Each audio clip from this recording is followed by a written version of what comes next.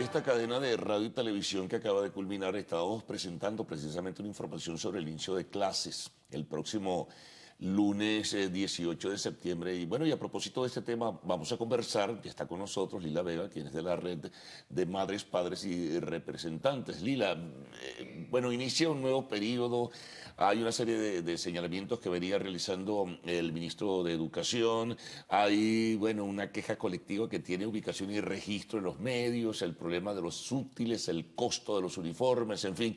Ustedes como red, ¿qué expectativa tienen sobre este inicio de clase y cómo ven la situación en este nuevo año escolar? Sí. El inicio de clase tiene... Bienvenida. Gracias, gracias.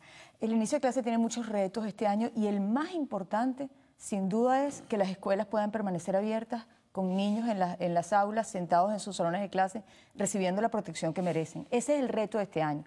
Está un poco fuera de sintonía el ministro Jagua cuando dice que está prohibido impedirle a los niños el acceso a las escuelas por falta de útiles. Ese no es el tema, ese no es el problema que están enfrentando las escuelas en Venezuela, privadas y públicas. El problema que están enfrentando las escuelas en este momento, privadas y públicas, es cómo mantener a sus maestros en las escuelas, con la remuneración que están recibiendo y con la inflación tan galopante que tienen, que un sueldo satisfactorio 2 meses más tarde ya no lo es.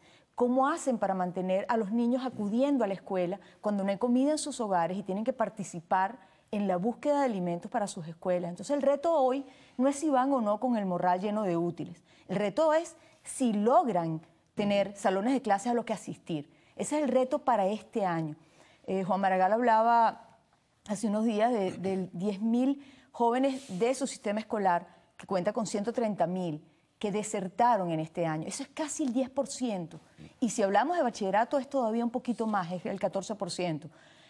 Y la proyección de ese número a nivel nacional es 500.000 de niños que dejaron de ir a la escuela este año pasado. ¿Y qué hacen esos niños? Esos niños están en la calle buscando el sustento de sus familias con sus familias, o la familia no tiene cómo montarlos en un autobusito para llevarlos a la escuela, o cómo llevarlos con un sándwich o con una arepa para comer y que aguanten el día en la escuela, o tienen que llevarlos a hacer la cola para buscar los alimentos. Entonces, eso es lo que está pasando con nuestros niños, y está pasando en el sector privado y en el sector oficial.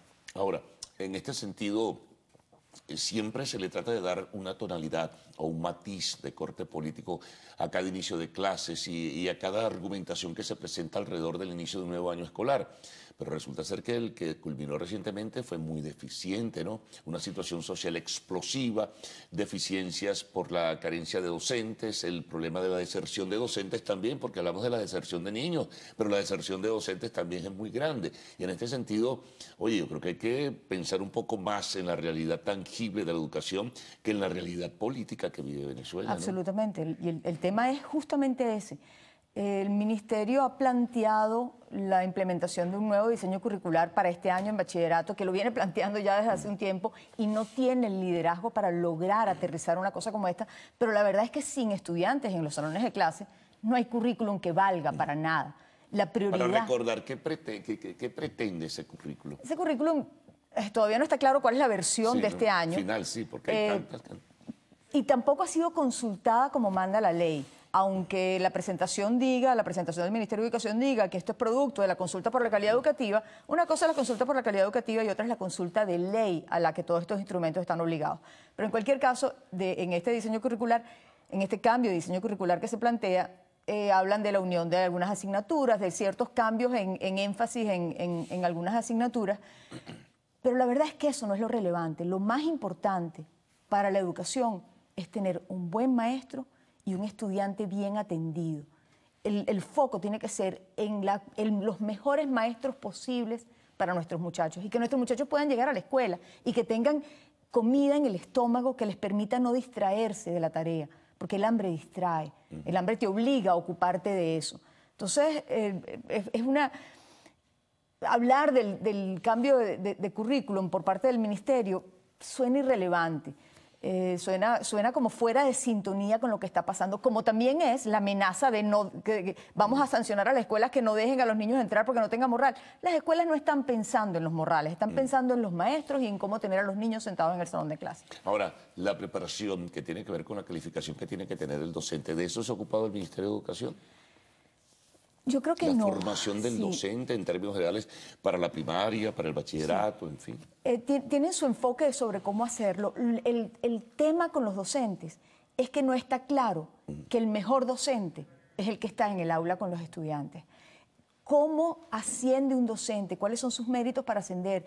¿Qué es lo que se le exige? Eso todavía no es una realidad. Es decir, no está con nuestros estudiantes el mejor maestro posible, sino el que tiene el contacto, el que conoce a alguien o simplemente el que está. Entonces, eso todavía, la carrera docente, buscarnos el mejor estudiante el mejor maestro, perdón, para nuestros estudiantes, todavía no es una realidad.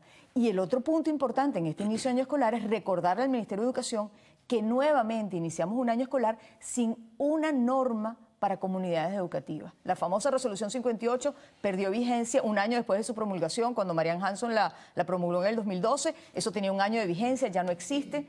La Red de Madres, Padres y Representantes ha elaborado un material, hizo una propuesta para una resolución de comunidades educativas y todavía eso no ha sido aprobado. Nosotros estamos preparando un material para que esa propuesta que nosotros hicimos ante el Ministerio de Educación sea la herramienta que comunidades educativas puedan empezar a utilizar para poder organizarse, porque le quita viabilidad, le quita movilidad, le quita capacidad de movilización a los padres si no tienen una herramienta de participación. Entonces estamos proponiendo esto para madres y padres. Fíjate que como hablábamos de la calificación y la formación, para este inicio del año escolar, con las quejas que venimos arrastrando desde hace tiempo sobre la formación, sobre todo en el bachillerato, la preparación de los docentes para impartir clases de matemática, física, química, biología, castellano, ¿cómo va eso? Sí, hay otras personas tal vez más capacitadas para hablar sobre el tema de la formación de los docentes, pero lo que sí es verdad es que no tenemos suficientes docentes. Lo que mencionabas hace unos minutos sobre la deserción de los docentes, nuestros docentes están buscando cómo ganarse la vida. No, muchos se han ido del país, Se han incluso ido a del hacer país. cualquier cosa, pero se han ido. Se han ido de la actividad profesional como maestros para ver cómo pueden sostener a su familia o se han ido del país. Entonces, nuestras escuelas se están desmantelando por falta de maestros y por falta de estudiantes. Ahora, eso es gravísimo, ¿no? Porque entonces se habla mucho en el discurso o en la retórica oficial de la formación, de la preparación de Venezuela potencia y al final de cuentas estamos sumamente disminuidos. Quizá en algunas universidades existe todavía jerarquía o relevancia para, incluso frente al mundo, aparecer en un lugar prominente, pero en términos generales la educación venezolana va en una absoluta declinación. Eso es absolutamente cierto y desafortunadamente tampoco tenemos las herramientas para medir eso, porque todos los mecanismos de medición fueron desmantelados. El ministro Héctor Rodríguez intentó nuevamente implementarlo. No tenemos información sobre esos nuevos registros de funcionamiento y de operatividad, de cómo es la efectividad de nuestro sistema educativo, pero no tenemos la información para eso. Ahora, un elemento importante, Lila, ¿qué ha pasado con aquella vieja discusión y controversia que se generó sobre la intención que se expresaba en textos de darle una orientación, una preparación y una filosofía con un propósito ideológico particular a los estudiantes? ¿En qué ha quedado eso? ¿Siguen, han perseverado los autores de esta idea? Obviamente han perseverado, pero donde no se dan cuenta es que si las escuelas no están abiertas y los niños no están en el salón de clase pensando en lo que está pasando en el salón de clase, no hay manera de ideologizar a nadie. Entonces la prioridad, incluso si que tuvieran fines perversos, es mantener a las escuelas abiertas. Y eso, en eso tan básico, están fallando. Ahora, por cierto, ya que lo mencionas y ya para concluir, ¿tienes una idea o ustedes manejan como red una idea de cuántas escuelas van a estar de verdad preparadas para el inicio de este año escolar el lunes? No tenemos la información sobre cuántas van a estar, pero nuestra preocupación es que abran y que los padres puedan llevar a los niños a las escuelas todos los días. Por cierto, este material que te planteaba sobre la resolución para comunidades educativas que estamos proponiendo está disponible en el canal YouTube de la Red de Padres y está en alianza con radiocomunidad.com. Entonces, en ese site pueden tener acceso a ello y buscar una herramienta para organización de madres y padres en las escuelas, porque este año tenemos muchos retos para lograr que nuestras escuelas estén abiertas. Sí, eso es importante, incluso no solo las públicas, sino las privadas, sobre todo por el elemento inflacionario y los problemas que se están presentando en los reajustes de las mensualidades. Eso es correcto. Bueno, Lila, gracias por toda la información, muy amable. Bueno, amigos, hacemos una pausa, ¿no? Al regreso estaremos de nuevo con ustedes en el segmento de arte y espectáculos en Lo Actual.